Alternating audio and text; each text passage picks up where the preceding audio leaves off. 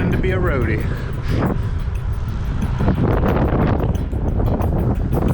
Hey, what's up, everybody? So yes, cycling through the pandemic.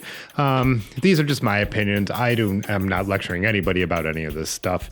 But for me personally, I've decided to limit most of my rides to being solo rides, or with one other person, or in the case of if my girlfriend's riding when the weather's nice, 2 people maybe. It's mostly just Ben that I've been riding with.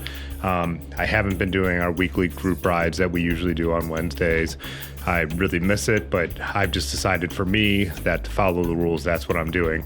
You know, if someone thinks it's not right for me to even be riding with one other person, I get it, but I live alone. I live in the studio alone, and I'm not seeing my family. I'm not going out and just seeing other friends. There's no social situations I have. This is the one thing. So I believe I am doing the things that are pretty close to perfect for limiting my exposure. You know, I'm mostly just doing essential things, and my ride with my one friend is the thing where maybe I'm stretching the rules a little bit.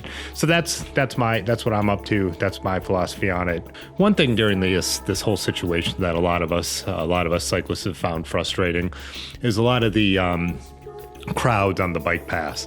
In the spring, I'm used to the idea that there's going to be a lot of newbies out there. There's people who think they're going to start working out for the year, or they're usually hikers and the hiking trails are too muddy, so they come out on the bike paths.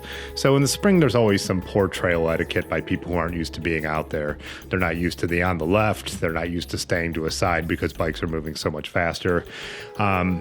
I get like the idea that on a bike path, it's a shared trail and you have to keep yourself under control. You have to be able to go around people. If there's 2 people passing, you have to be in the position to stop. It's not a place to go out on the weekend and ride 25 miles an hour. I get that. But now with everybody crowding the parks, everybody being on the trail, the amount of bad trail etiquette is just unbelievable. And I find myself now to the point where I'm just avoiding them as much as possible. I'm really only using the paths if it's a short section to get me to a place I need to go, you know, like the Big Bend area, somewhere I need to cut through. It's kind of my one way to an area without going way around with the interesting topography we have in Northeast Ohio with the Cuyahoga River.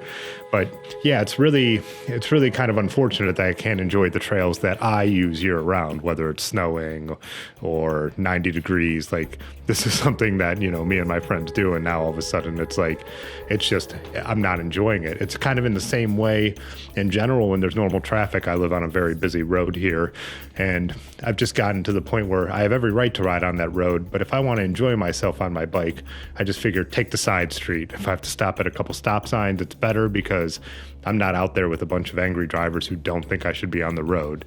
So the frustration comes from cars don't want me on the road.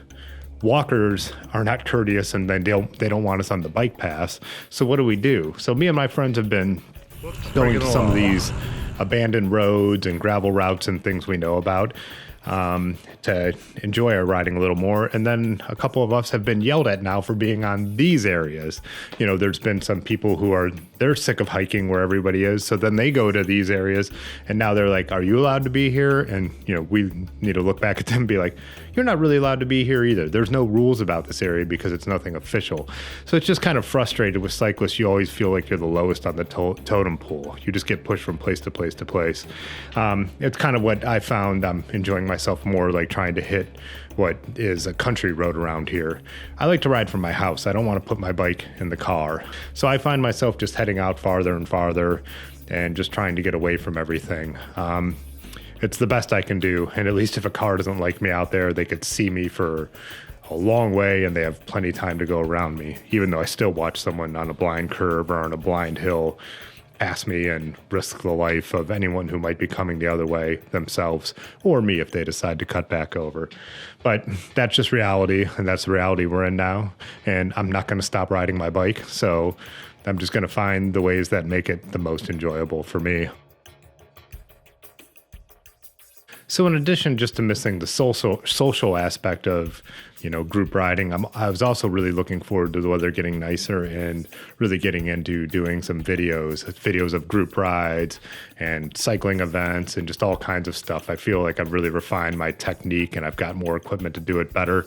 So it's a pretty big bummer not to be able to do that. But that's also why, a new thing was formed out of it, where I'm doing the series on my bicycles, because each different model of bike I have, because that's something I could do alone, and just different things like that. So we all just have to transition, just like in my professional career. So in my hobby, I'm doing kind of the same thing. Hopefully when it comes back around, then I'll be that much readier to make really cool stuff.